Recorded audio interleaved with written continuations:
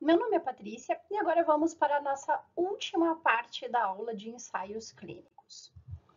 Vamos falar hoje sobre como reportar ou interpretar criticamente um ensaio clínico randomizado. Para tanto, nós utilizamos as diretrizes de relatos de ensaios clínicos, que são as diretrizes do Consort 2010. Essas diretrizes de relatos, elas passam por todas as partes de um ensaio clínico e vão explicar o que deve estar presente em cada uma dessas partes.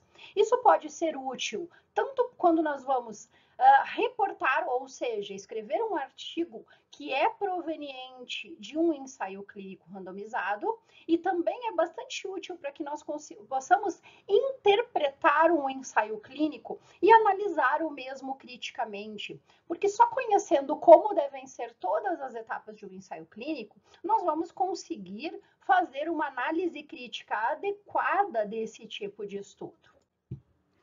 Vamos começar falando então da introdução de um ensaio clínico randomizado. O que vai ter nessa introdução? O que deve ter nessa introdução? A introdução ela deve conter a base teórica e a hipótese conceitual. O que seria esta base teórica, que também é chamada de racional científico? Ela deve ter o que já é conhecido na literatura sobre o tema, bem como uma justificativa para a realização deste novo estudo. Então, nessa parte inicial, nós vamos utilizar trabalhos que já foram previamente publicados para nos dar um racional científico da realização desse estudo. Também, na introdução, deve estar presente o que nós chamamos de hipótese conceitual. Ou seja, é o que os autores pensam em relação a esta hipótese. Ou, por exemplo, a hipótese do presente estudo é que a utilização do medicamento X vai reduzir a pressão arterial em relação ao placebo, alguma coisa desse gênero. Então, a hipótese conceitual, ela obrigatoriamente tem que estar presente já nos ensaios clínicos, na parte da introdução. Passando para os métodos, eles têm que ter a descrição do desenho experimental. Sim, aí vocês podem pensar assim, mas estamos falando de ensaios clínicos randomizados, claro, mas tem que ter uma descrição mais detalhada. Qual é o tipo de ensaio clínico randomizado que foi realizado? Foi um ensaio clínico randomizado paralelo? Ou seja, foram realizados 2 grupos ou mais grupos em que a gente fez a randomização em um tratamento A, um tratamento B ou mais para avaliar um dado desfecho. Aqui é interessante que, quando se tem essa definição do tipo de ensaio clínico que será realizado, normalmente também vai se ter a definição de qual é o tipo de análise que vai ser feita. Esse ensaio clínico será um ensaio de superioridade, ou seja, é um ensaio que vai dizer que o tratamento que está sendo analisado ele é superior a um outro, ou ele vai ser um ensaio de não inferioridade. Aí vocês podem pensar assim, por que nós faríamos um ensaio de não inferioridade, que é só dizer que aquele tratamento realizado não foi inferior a um outro tratamento ao qual está sendo comparado? Muitas vezes é interessante fazer um ensaio de não inferioridade, pois imagina que nós temos um medicamento para tratar determinada doença. E aí nós temos o lançamento de um novo medicamento que está testado na base de não inferioridade. Vai funcionar da mesma forma para a doença, mas pode ser que esse medicamento novo ele tenha menos efeitos adversos, ele tenha um custo menor. Então, ser não inferior ao primeiro já basta. Ele vai ter outras vantagens diferentes que não são relacionadas àquele problema clínico de maneira tão direta. E também existem estudos de equivalência, quer dizer que os 2 fármacos eles vão ser absolutamente equivalentes. São análises estatísticas diferentes. A forma de condução do ensaio clínico ela é bastante parecida, mas por que já tem que ser pensado nesta etapa? porque o próprio cálculo de tamanho amostral na realização de cada um destes estudos, ele vai apresentar algumas diferenças. Então, o estudo tem que informar qual é o tipo de análise que ele realizou. Os ensaios clínicos randomizados, eles também podem ser do tipo crossover, ou seja, de cruzamento, em que os mesmos indivíduos eles são randomizados para receber o tratamento A, enquanto outros recebem o tratamento B. Depois de um período chamado de período de washout, o que acontece? É um período em que nenhum dos grupos vai receber tratamento nenhum. Esse tratamento é invertido. Quem recebeu o tratamento B vai receber o tratamento A e quem recebeu o tratamento A vai receber o tratamento B. E aí serão analisados novamente os desfechos. Então, os desfechos vão ser analisados nestes dois momentos. O ensaio clínico fatorial, então, o que vai acontecer? No ensaio clínico fatorial, os indivíduos eles vão receber de maneira paralela um determinado tipo de tratamento, aqui chamado de tratamento A. Um outro tratamento, aqui chamado de tratamento B. E enquanto um terceiro braço do estudo recebe os dois tratamentos. Vocês percebam que é diferente de um ensaio clínico apenas paralelo. Um ensaio clínico paralelo, nós teríamos tratamento A, tratamento B e tratamento C. Aqui, um terceiro braço do estudo soma o tratamento A e o B. Essa é a diferença do ensaio clínico paralelo para o fatorial. Então, tem que estar muito bem definido no artigo qual é o tipo de ensaio clínico randomizado que foi realizado. Os autores devem informar qual foi o tipo de ensaio clínico. Ainda dentro dos métodos, devem ser informados os critérios de seleção dos indivíduos participantes do estudo. Ou seja, devem ser informados os critérios de inclusão ou exclusão dos estudos. É bem importante aqui, quando se fala de critérios de inclusão e exclusão, que os critérios de exclusão, eles não são simplesmente o oposto dos critérios de inclusão. Então, por exemplo, os critérios de inclusão, indivíduos com hipertensão arterial. E aí colocar como critério de exclusão, indivíduos sem hipertensão arterial. Não, isso é uma descrição errada, uma descrição inadequada de critérios de exclusão. Poderia ser, por exemplo, um critério de inclusão, indivíduos com hipertensão arterial. Critério de exclusão seria o quê? De todos os indivíduos que preenchem os critérios de inclusão, o que poderia ser alguma coisa que eles têm que vai excluí-los do estudo? Por exemplo, critérios de exclusão, mulheres gestantes. Então, ela tem hipertensão arterial, mas está gestante, daí seria excluída do estudo, tá? Não é simplesmente o contrário. Tem que ter a descrição de como estes pacientes foram efetivamente recrutados, ou seja, detalhes do processo de recrutamento. Pensar também que quando nós estamos na fase de planejamento, se esses pacientes realmente eles existem. Porque o que acontece, gente? Quando nós estamos planejando um ensaio clínico randomizado, às vezes se quer fazer tudo tão estreito, evitando qualquer tipo de interferência, que aí vai se acrescentar critérios de exclusão e inclusão que fazem com que não se consiga ter efetivamente pacientes entrando no estudo. Às vezes se coloca, o paciente não pode isso, não pode aquilo, não pode aquele outro. Aí não sobra ninguém, não se consegue nenhum indivíduo para ser recrutado. Então, isso tem que ser pensado, tem que ser analisado com muita calma. Temos que pensar também se são esses pacientes que efetivamente vão receber a intervenção.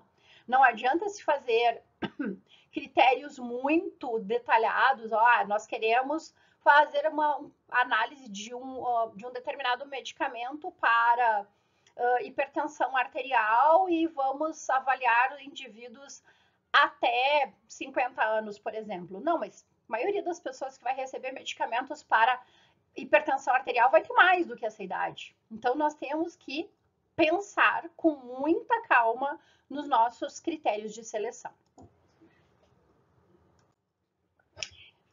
Ainda nos métodos, temos que identificar as intervenções de cada grupo de maneira detalhada. Tá? Então, quem está planejando um artigo tem que planejar a intervenção de maneira detalhada, e quando nós vamos ler um artigo, quando nós vamos analisar criticamente um artigo, nós temos que verificar se os autores eles identificaram as intervenções de maneira detalhada.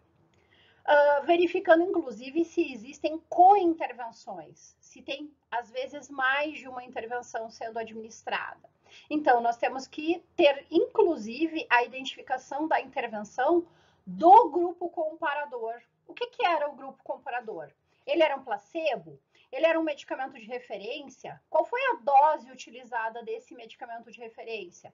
O estudo foi feito numa forma que nós denominamos de double dummy. O que significa isso? É quando nós temos o nosso medicamento de referência ou o nosso grupo comparador sendo administrado por uma forma farmacêutica diferente da forma farmacêutica da intervenção que nós queremos analisar. Então, por exemplo, se nós temos o nosso medicamento teste com uma forma farmacêutica bastante diferente do nosso placebo no nosso grupo de investigação, e no grupo que for um controle, o que a gente vai ter que fazer também? Nós vamos ter que utilizar medicamentos, formulações farmacêuticas que tenham características parecidas nos dois grupos, ou seja, no nosso grupo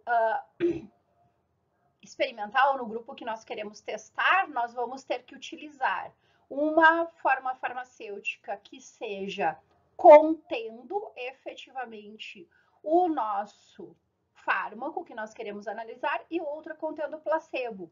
Enquanto que no grupo ativo, o contrário. Deixa eu exemplificar para ficar um pouco mais claro para vocês. Imagina se o medicamento que você quer testar novo, ele é injetável, tá? E o medicamento de referência, ele é um comprimido. Então, num estudo que usa a metodologia de double dummy, o que vai acontecer? Você quer testar um medicamento injetável, por exemplo, subcutâneo. Então, o grupo que vai ser o grupo do medicamento, o que ele vai receber? Ele vai receber, efetivamente, uma injeção contendo aquele princípio ativo novo que a gente quer testar. E nessa situação, é um medicamento de referência, não é um placebo. Então, ele vai receber o comprimido do medicamento de referência. O grupo controle, ele vai receber o quê? Uma injeção contendo placebo, tá? Mas ele vai receber a injeção também. E ele vai receber um princípio ativo do medicamento de referência daquele comprimido, tá bem? Então, isso tem que estar muito descrito nos métodos, tem que estar bem explicado, então, a intervenção toda. Ainda nos métodos, tem que ser explicada como foi feita a sequência de randomização, pois ela precisa ser aleatória. Então, a sequência de randomização, ela pode ser feita. Hoje em dia, praticamente sempre ela é feita por programas de computador. Antigamente, quando esses programas de computador não eram utilizados, se usavam alguns métodos de sequência de randomização que são inadequados, como, por exemplo, data de nascimento dos indivíduos, ou então colocar em uma planilha a ordem, primeiro tratamento A, depois tratamento B, a próxima pessoa tratamento A, a próxima tratamento B, isso aqui bem inadequado, né? Antes dos computadores, por incrível que pareça, um método bastante adequado era jogar sorte na moeda. Tá? Hoje em dia, basicamente, se faz toda essa sequência de randomização aleatória por programas de randomização específicos. Ainda nos métodos, nós temos que falar, tem que estar descrito no artigo como é que foi feito o sigilo de alocação, né? Antigamente, o sigilo de alocação era feito com a utilização de envelopes pardos, né? Então, os próximos pacientes, qual o tratamento eles iam receber? Estava dentro de envelopes pardos, não podia ser envelope transparente, que poderia ser olhado contra a luz, não podia ser a descrição em um quadro que todo mundo poderia olhar. Hoje em dia, o sigilo de alocação também é feito por métodos computacionais. Como é que se faz? Um pesquisador que não está envolvido diretamente na intervenção, ele vai trabalhar exclusivamente na randomização e no sigilo de alocação. E só informar o que é, qual é o tratamento A ou B que o próximo indivíduo a entrar no estudo vai receber, conforme vão entrando indivíduos no estudo. Portanto, é um pesquisador que está responsável exclusivamente por essas etapas. Normalmente, nós queremos que os nossos ensaios clínicos randomizados eles sejam cegados. Nem sempre isso é possível. Há algumas situações nós não vamos conseguir realizar um ensaio clínico randomizado cegado. Por exemplo, quando se está avaliando um procedimento cirúrgico. Não tem como o médico que está fazendo o procedimento cirúrgico não saber qual é o procedimento que ele está fazendo. O paciente pode até não saber, mas o médico vai saber.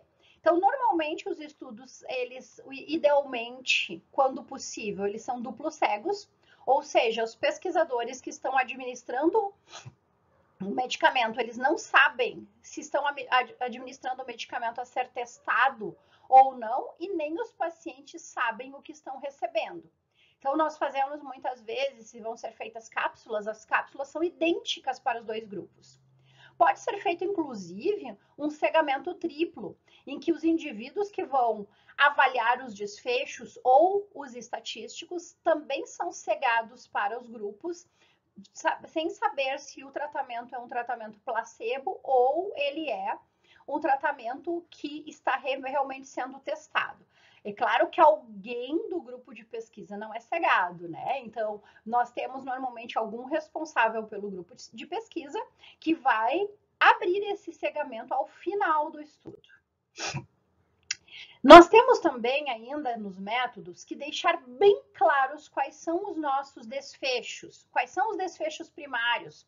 Os desfechos secundários e terciários, eles têm que ser definidos a priori, não é decidir depois. Ah, vamos também, então, ter tal coisa como desfecho, já que aquilo apareceu. Não. Nós temos que descrever adequadamente como foi feita a medida dos desfechos e analisar criticamente se esse método de medida é adequado e se a medida foi feita da mesma maneira nos dois grupos. Também avaliar se é necessário que o avaliador dos desfechos seja cegado. Por exemplo, em exames laboratoriais em que nós vamos ter um equipamento automatizado avaliando um desfecho, talvez não haja necessidade de um cegamento. Entretanto, quando nós temos análises de um desfecho que sejam análises subjetivas, como, por exemplo, análise de exames de imagem, o avaliador, ele necessariamente tem que estar cegado para este desfecho. Também temos que definir qual é a qualidade dos nossos desfechos, tem que estar bem descrito qual é o tipo de desfecho. Então, nós temos diferentes tipos de desfechos. Desfechos que são chamados de definitivos ou objetivos, ou desfechos duros também, que são eventos clínicos bem definidos, que não são subjetivos, como morte, fratura, hemorragia, infarto do miocárdio. Então, são desfechos que eles podem ser avaliados, né, de uma maneira bastante objetiva. Nós temos também desfechos intermediários ou substitutos, que são os exames laboratoriais ou sinais clínicos que podem substituir um desfecho clínico e que predizem benefício clínico, como, por exemplo, medida da pressão arterial, de exames laboratoriais, exames de imagem. Eles podem não ter um valor imediato para o paciente, mas muitos deles, eles sabidamente já predizem benefícios clínicos. Inúmeros estudos mostram benefícios clínicos com redução de pressão arterial, ou então para pacientes diabéticos com redução de hemoglobina glicada. Então, estes desfechos intermediários ou substitutos, eles são extremamente importantes. Temos também desfechos subjetivos, que são desfechos clínicos verdadeiros, são sintomas ou medidas de função que têm valor para o paciente, como dor, ansiedade, estresse. Eles são mais difíceis de serem avaliados por serem subjetivos. Então, a maneira que é feita esta avaliação tem que ser descrita detalhadamente nos métodos do artigo. Alguns artigos apresentam desfechos compostos, né? Ou seja, o desfecho primário é uma composição, é uma junção de vários desfechos juntos. Pode ser feito isso? Pode, sem problemas. O problema é que nós temos que prestar atenção como um desfecho composto está sendo analisado. Por exemplo, na época da Covid, tinha vários artigos que usavam desfechos compostos que incluíam morte e sintomas nasais, sintomas de vias aéreas superiores. É um desfecho composto bastante amplo, né?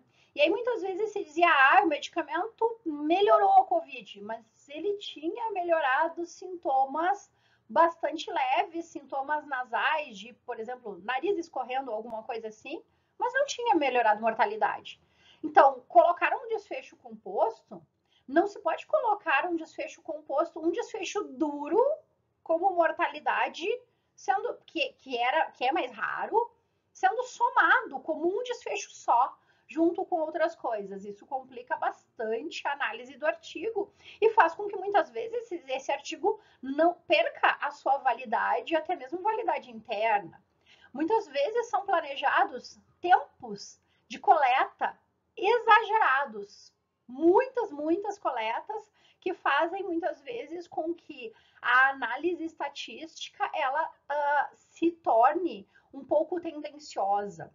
Outras vezes são utilizados vários instrumentos diferentes de coleta ou análise, fazendo com que seja impossível comparar alguns tipos de medidas. Ou então, vários avaliadores de um desfecho subjetivo, como exames de imagem. Isso também é complicado, isso também diminui a segurança deste artigo.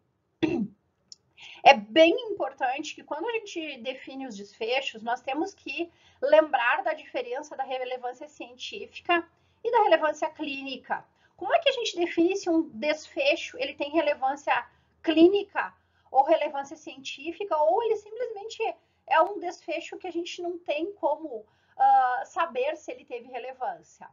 Só quem tem expertise no assunto pode definir essa relevância.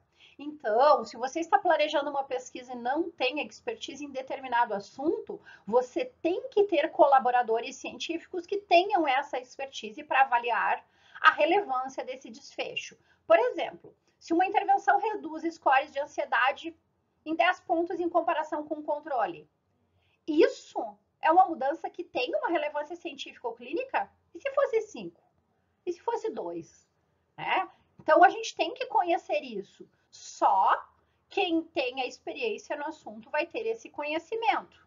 Quem não tem, vai ter que se unir a colaboradores que tenham. Ainda em relação aos métodos, nós sempre temos que apresentar o nosso tamanho amostral e como nós chegamos a ele. Nós temos que ter uma amostra representativa, tanto em termos de qualidade, ou seja, realizar técnicas adequadas de amostragem, quanto em relação à quantidade. Fazer um cálculo de tamanho amostral adequado, um cálculo de tamanho amostral correto.